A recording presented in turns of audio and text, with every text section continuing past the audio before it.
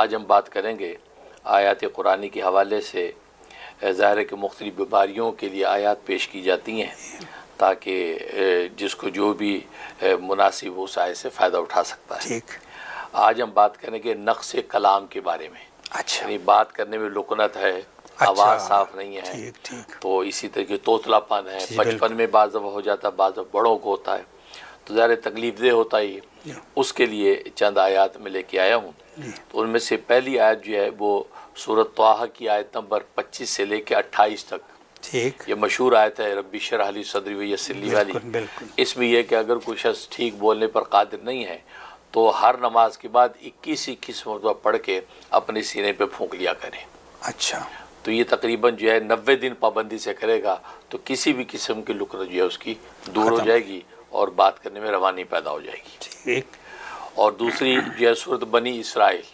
سورۃ بنی اسرائیل جو ہے یہ اگر لکھ کے اس کا جو ہے پانی پلایا جائے، بھلے وہ چینی کی پلیٹ پہ لکھیں یا کاغذ پہ لکھ کے اس کا جو ہے وہ پانی جو ہے وہ اس لکنت والے کو پلایا جائے تو زبان اس کی کھل جاتی ہے. خاص طور پہ بچپن میں بعض دفعہ بچے آٹزم کا شکار ہوتے ہیں، ان کی زبان میں توتلا پن ہوتا ہے، تو اس کے لیے بہت زبردست مجرب ہے. اچھا، لکھنے کے علاوہ زبانی تلاوت کر کے پانی پہ اگر دم کر دیا جائے اور 1 چمچ شہد پہ دم کر کے اس کو چٹا دیں تو 21 دن میں اس کا رزلٹ بھی سامنے آ جاتا ہے. اور کتنے بچے ایسے ہیں کہ ماشاءاللہ وہ صحیح بولنے لگے ہیں، ان کی زبان کی لکنت درست ہو گئی ہے. تو یہ ایک اس کا نفع ہے.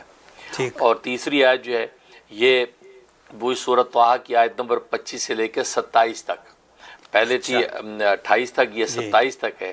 یہ تھوڑی سی چینی، 1 چمچ چینی کے اوپر پڑھ کے جو 41 مرتبہ دم کریں اور وہ چینی اس کو دے دیں، وہ مریض اس کو چبا چبا کے چینی کھا لے. چھوٹا بچہ ہے تو اس کو چینی دے چبا کے کھا لے. چینی نہیں کھاتا تو شہد جو ہے اس پہ دم کر کے چٹا دیں تو شہد جو ہے تھوک کے ساتھ نکل جائے گا وہ. تو یہ پابندی کے ساتھ 41 دن کر لیں تو زبردست مجرب ہے کہ زبان کی لکنت رفع ہو جائے گی اور بولنے میں روانی ہو جائے گی. سبحان اللہ. اور چوتھی آیت جو ہے وہ سورۃ والتین ہے. سورۃ والتین جو ہے یہ 21 مرتبہ فجر اور مغرب کے بعد پڑھنی ہے. اچھا. پڑھ کے سینے پہ دم کریں. چھوٹا بچہ ہے تو پڑھ کے اس کے اوپر دم کر دیں، اس کے کھانے پینے پہ پھونک دیا کریں. تو یہ پابندی سے 71 دن 71 ڈیز کر لیں. انشاءاللہ بچہ یا بڑا ہے اس کی زبان کی جو بھی تتلاٹ ہے ختم ہو جائے گی اور زبان میں روانی پیدا ہو جائے گی. ٹھیک. اور پانچویں جو ہے وہ آیت وہی سورۃ طٰہٰ کی آیت نمبر 25 سے 28 تک، وہ رب اشرح لی کے مشہور آیت ہے.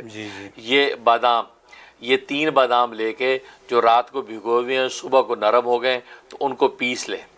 پیسنے کے بعد اس کے اوپر اس کو دم کر دیں اور وہ جو ہے وہ چھوٹا بچہ اس کو چٹا دیں، بڑا ہے وہ چاٹ لے.